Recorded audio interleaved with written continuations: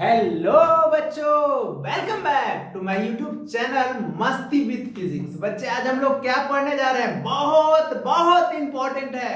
Integration area of graph. कोई भी graph का एरिया कैसे निकालेंगे उसके बारे में हम लोग जानेंगे। तो देखिए, इंटीग्रेशन का मतलब ही होता है रिवर्स प्रोसेस ऑफ डिफरेंशिएशन। क्या बोले? Reverse process of differentiation. इसी को इंटीग्रेशन का हम लोग क्या बोलते हैं? Area of graph. क्या बोलते हैं बच्चे? Area of graph. ग्राफ और इसी को हम लोग क्या बोलते हैं? Reverse process of differentiation. क्या बोलते हैं? Reverse process of differentiation. जैसे कोई भी ग्राफ है बच्चे, उसका एरिया लेना है। जैसे कि मान लेते हैं ना, ये ग्राफ है, ये ग्राफ है, मान लेते हैं ये एक्स एक्सिस है और ये वाई है। कोई फंक्शन है, मान लेते हैं y is equal to F X का, कोई भी फंक्शन है। तो देखिए, इसको हम लोग मिला देते हैं तो कुछ तो इंटरवल होगा। ये इंटरवल कितना हो गया? मान लेते हैं x1 और x2। तो देखिए, फाइनाइट है बच्चे। फिजिक्स में हम लोग जितना भी चीज पढ़ते हैं वो छोटा चीज के लिए पढ़ते हैं, बड़ा चीज के लिए नहीं। छोटा के लिए, पॉइंट चार्ज के लिए, पॉइंट मास के लिए वो सब एप्लीकेबल है। अब फाइनाइट मास है तो क्या करेंगे उसके लिए? तो देखिए, फाइनाइट के लिए हम लोगों को जैसे है तो डीएल एलिमेंट्री कट करना होगा। तो यहाँ पे दो वे में आप डीएक्स एलिमेंट्री या डी वाई एलिमेंट्री कट कर सकते हैं, या तो y के अलोंग या तो x के अलोंग। तो x एक्सिस के अलोंग सिमेट्री है तो ज्यादा बेहतर x एक्सिस के अलोंग एक स्ट्रिप कट कर लेते हैं। देखिए, छोटा सा स्ट्रिप हम कट करके निकाले बच्चे, ये छोटा सा। देखिए तो कितना हो गया? ये dx हो गया स्ट्रिप। तो इसका एरिया क्या होगा? Area of Y X graph क्या होगा? तो देखिए, area a is equal to, इसको इंटीग्रेट करेंगे कहां से? लोअर लिमिट x1 से अपर लिमिट कहां तक? x2 तक। क्या? fx dx होगा, fx dx होगा। इसी का जब हम लोग इंटीग्रेशन करते हैं, या इसी को यहाँ पे y dx भी लिख सकते हैं, x1 से x2 तक। इसी को हम लोग बोलते हैं क्या? Integration of, integral of. इसको पढ़ेंगे क्या बच्चे? Integral of F X D x पढ़ते हैं, integral of x F X D x. और इसको क्या बोलते हैं बच्चे? इंटीग्रेशन बोलते हैं, इंटीग्रेशन बोलते हैं। आया बात समझ में? तो integral of F X D X या एरिया ऑफ हम लोग क्या बोल सकते हैं?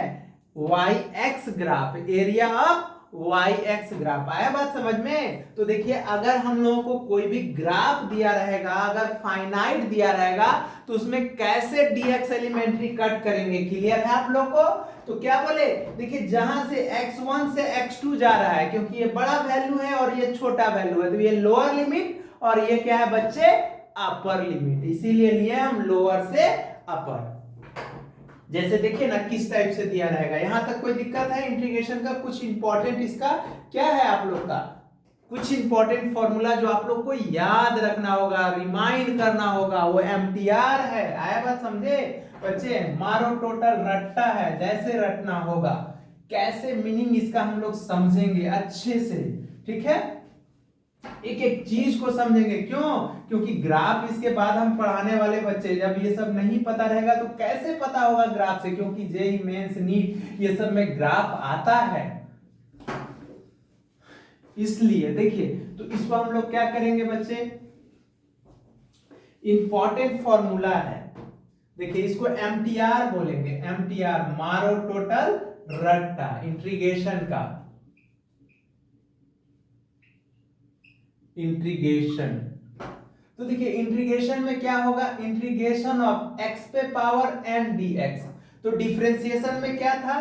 देखिए, तो डिफरेंशिएशन में था बच्चे, देखिए यहां डिफरेंशिएशन हम लिख रहे हैं dx पे पावर n बटे dx। तो क्या था? n x पे पावर n माइनस 1 होता था ना, पावर से मल्टीप्लाई और पावर में कम। लेकिन यहाँ पे क्या होगा? x पे पावर n प्लस 1 बटे n plus 1।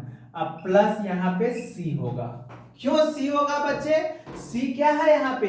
Where c is equal to, जो है ना, सम कांस्टेंट है। c is equal to constant of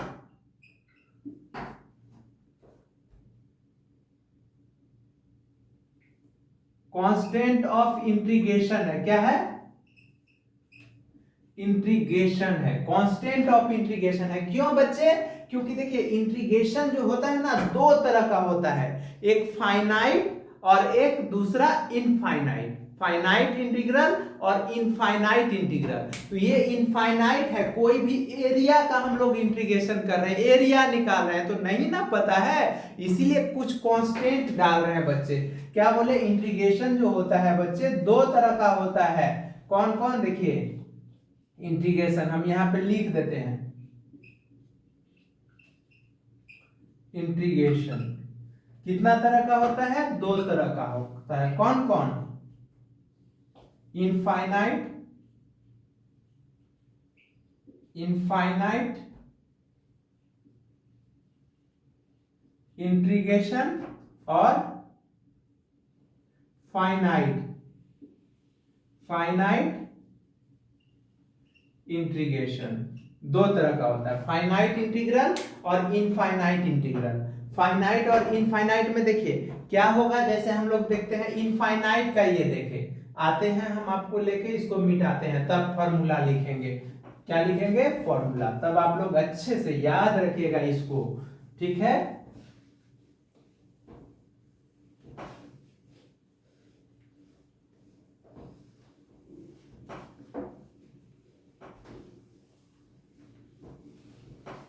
तो देखिए इनफाइनाइट इंटीग्रल में हम यहां पे लेते हैं, इसको इनफाइनाइट इंटीग्रल लेते हैं।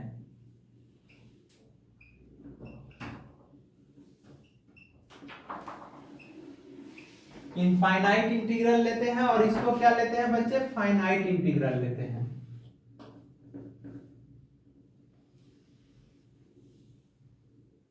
और इसको लेते हैं फाइनाइट इंटीग्रल लेते हैं, ठीक है? इंटीग्रेशन बोलिए या इंटीग्रल बोलिए। जैसे कि मान लेते हैं कोई फंक्शन है small F x into dx, तो देखिए इसको लिखेंगे तो क्या हो जाएगा? कैपिटल एफ अगर लिख देंगे बच्चे, सॉरी, देखिए कैपिटल एफ एक्स प्लस सी लेंगे, मतलब इसका इंटीग्रेशन हो गया।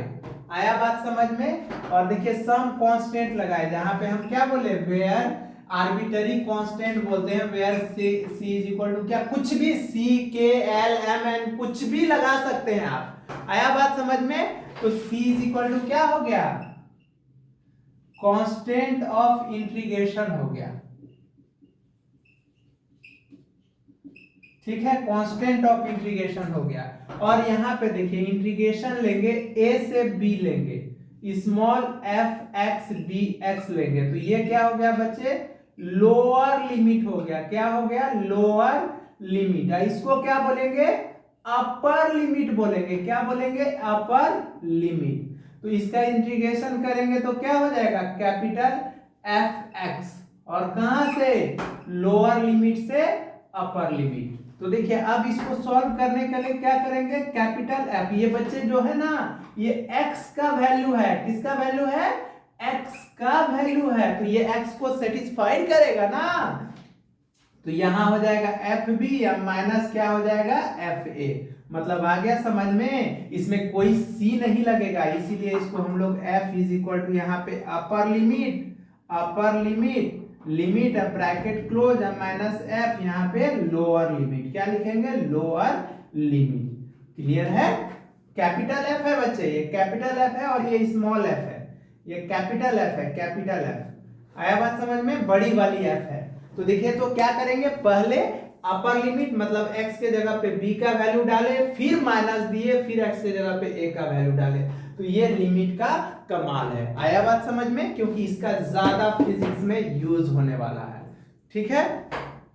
इसमें कहीं कहीं यूज होता है, देखते हैं, जैसे बोल देगा कि कोई पार्टिकल दे देगा, x टाइम रिलेशन दे देगा, कोई मान लेते हैं x is equal to T cube plus 2t square plus 3 कुछ ग्राफ दे देगा इक्वेशन। अब बोलेगा कि फाइंड वेलोसिटी, निकालो जब स्पीड, मान लो स्पीड निकालो, स्पीड उस टाइम का निकालो जब स्पीड 0 हुआ होगा, तो आप डिफरेंशिएट करेंगे, 0 करेंगे, उसी तरह इंटीग्रेशन में ये यूज होगा। कुछ ना कुछ इसका इस टाइप का जेईई मेंस में क्वेश्चन आता है, उसको हम कराएंगे। चलिए आगे देखते हैं।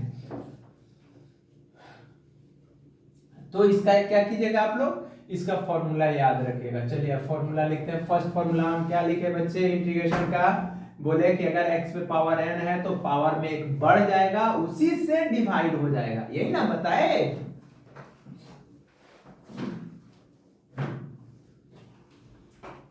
देखिए जैसे हम क्या बोले, हम बोले यहाँ पे हम बोले कि अगर मान लेते हैं एमटीआर में इंपॉर्टेंट फॉर्मूला एमटीआर है, इंपॉर्टेंट फॉर्मूला है, जैसे फॉर्मूला 1 है, 1 फॉर्मूला है, हम बोले x पे पावर n dx होगा इंटीग्रेशन ऑफ, तो क्या बोले थे x पे पावर n प्लस 1 अब बटे n प्लस 1, ठीक है, क्योंकि n जो होना चाहिए कभी भी, तो यहां देखिए n does not equal to -1, छोड़ दीजिए कंडीशन मत लिखिए आप लोग, बस याद रखिए। जैसे देखिए इसका एग्जांपल लेंगे, जैसे आपसे इंटीग्रेशन ऑफ मान लेते x पे पावर 9 dx बोलेगा, तो क्या बोलेंगे x पे पावर 9 प्लस 1 अब बटे 9 प्लस 1 अब प्लस c हो गया, x पे पावर 10 अब बटे 10 अब प्लस c, ये इसका इंटीग्रेशन हो गया। अब देखिए दूसरा, फिर इंटीग्रेशन ऑफ, देखिए वहां पे हम लोग 1 बाय लॉग x का देखे थे, यहाँ 1 बाय x लॉग x का डिफरेंशिएशन 1 बाय x होता था, यहाँ 1 बाय x का क्या होगा लॉग x बेस e होगा प्लस c होगा, log x बेस e मतलब इसी को ln x base plus c, ln का मतलब हो गया log x base c, log पढ़ाएंगे बच्चे, देखते हैं कल नेक्स्ट लेक्चर में, जैसे ln x मतलब हो गया क्या log x बेस e, ये हो गया। देखिए अब तीसरा पॉइंट इंटीग्रेशन ऑफ a पे पावर x dx होगा, तो क्या होगा a पे पावर x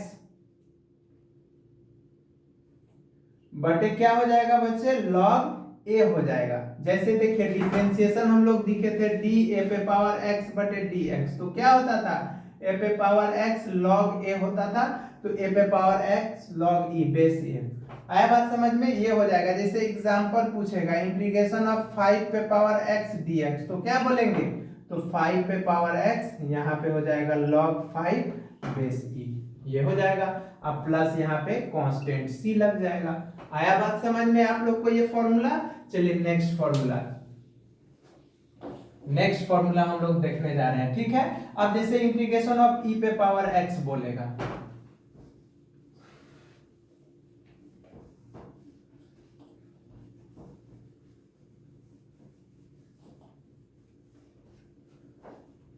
तीन नंबर को क्या था। अब देखिए बच्चे, अब यहाँ पे हम लोग क्या बोले इंटीग्रेशन ऑफ, देखिए इंटीग्रेशन ऑफ e पे पावर x dx रहेगा, e पे पावर x dx, तो क्या होगा e पे पावर x प्लस c। जैसे एग्जांपल में बच्चे अगर इंटीग्रेशन ऑफ e पे पावर 2x dx बोल देगा, तो क्या हो जाएगा e पे पावर 2x प्लस x का कोफिशिएंट कितना है 2 और प्लस c, ठीक है 5।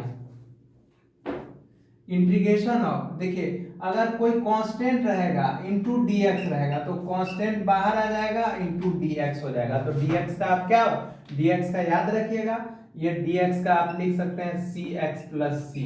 क्यों बच्चे, यहाँ c है तो यहाँ पे कोई कांस्टेंट k डाल दीजिए, यहाँ पे लिख दीजिए k is equal to some constant, मान लीजिए कुछ भी मान सकते हैं। अब देखिए जैसे 5 6 में इंटीग्रेशन ऑफ dx बोलेगा, तो क्या हो जाएगा x, 6 7 में इंटीग्रेशन ऑफ dy बोलेगा, तो क्या होगा y प्लस c। अब जैसे मान लेते हैं 8, इंटीग्रेशन ऑफ dz पूछेगा आपसे, तो क्या बोलेंगे z प्लस c। अब 9 में जैसे आप लोग से इंटीग्रेशन ऑफ dt पूछेगा, तो क्या बोलेंगे t प्लस c। आ रहा है ना बात समझ में, dx होगा तो x plus c, y dy रहेगा तो y प्लस c, कांस्टेंट रहेगा तो कांस्टेंट बाहर आ जाएगा और इनटू, जैसे कि कांस्टेंट जैसे एग्जांपल ऑफ आपसे पूछ लेगा ना, जैसे इस टाइप से पूछ लेगा एग्जांपल में, इंटीग्रेशन ऑफ मान लेते हैं ना 5x पूछ लेगा, 5 dx पूछ लेगा, ऐसे 5 dy पूछ लेगा, तो क्या होगा 5 बाहर dy, तो देखिए तो 5 और dy का इंटीग्रेशन क्या है, देखिए तो y हो गया और कांस्टेंट c लग जाएगा, 5y प्लस c हो जाएगा। आया बात समझ में, तो देखिए dt का हो गया, चलिए नेक्स्ट हम लोग देखते हैं, मान लेते हैं अब ट्रिग्नोमेट्री फंक्शन में आप लोग से कोई पूछेगा, तब क्या करेंगे आप लोग, जैसे अब √2 का पूछ देगा तो √2 का क्या करेंगे आप लोग बच्चे, डायरेक्ट फॉर्मूला पे लगा देंगे। आते हैं क्वेश्चन पे, देखिए यहां पे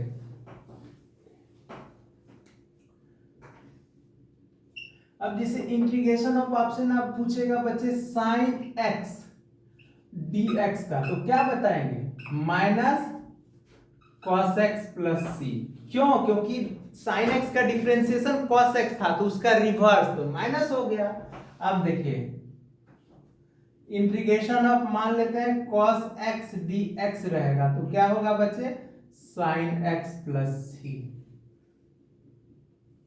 अब इंटीग्रेशन ऑफ मान लेते हैं ना sec x into 10x into dx रहेगा, तो क्या होगा, sec x प्लस सी। अब मान लेते हैं ना हम लोग इंटीग्रेशन ऑफ बच्चे, मान लेते हैं cosec x into cot x dx रहेगा, तो क्या होगा, माइनस cosec x प्लस सी। ठीक है। अब इंटीग्रेशन ऑफ मान लेते हैं ना sec स्क्वायर x dx रहेगा, तो क्या होगा बच्चे, 10x प्लस सी।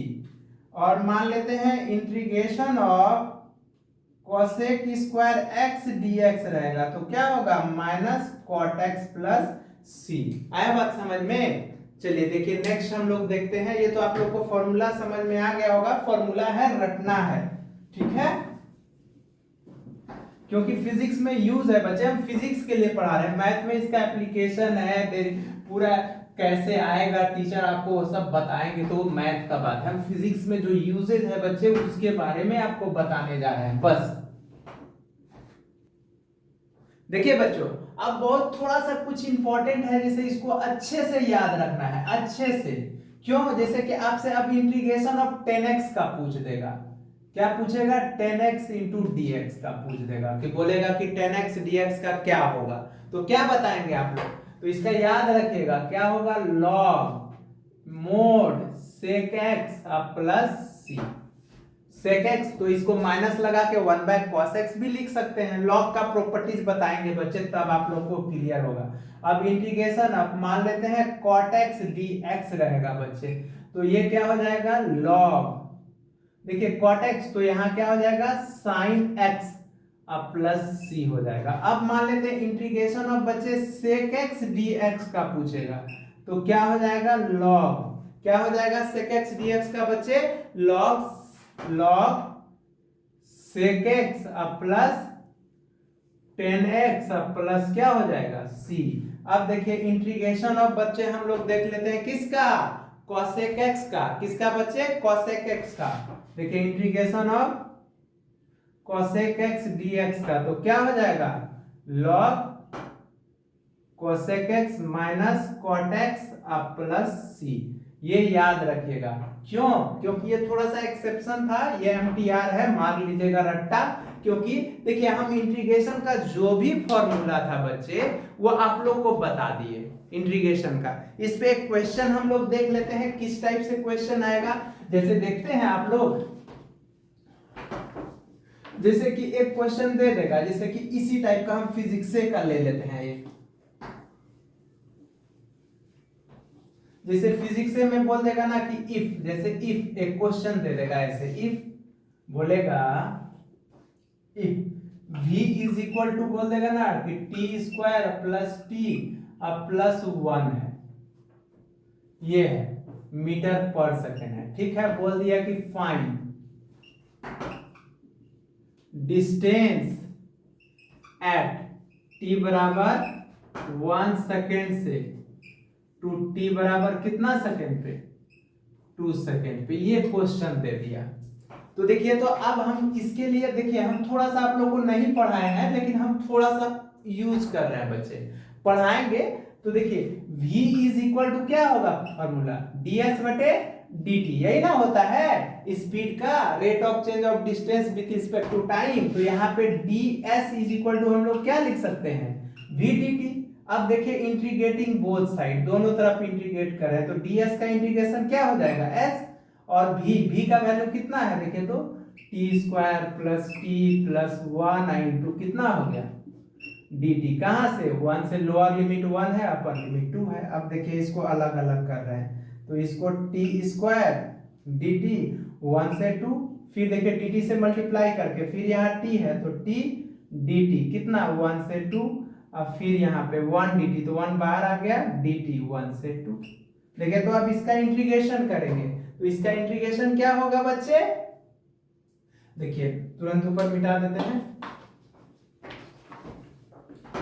कितना इजी, देखिए बस कुछ नहीं है, बस हम v equal to D S बटे डी टी किए और इसको dt को इधर कर दिया, दोनों तरफ क्या कर दिए इंटीग्रेट कर दिया, लोअर लिमिट से अपर लिमिट पुट कर दिए। आया बात समझ में। अब देखिए यहाँ पे हम पुट करने जा रहे हैं, तो s इज इक्वल टू क्या हो जाएगा बताइएगा, तो देखिए t पे पावर 2 है तो बताया था ना इंटीग्रेशन 2 प्लस 1 जितना पावर होगा उससे डिवाइड हो जाएगा ऐड होके। देखिए ये 1 से 2, फिर प्लस इस पे पावर कितना है 1 है तो t पे पावर 1 प्लस 1 अब बटे 1 प्लस 1, ये हो गया 1 से 2।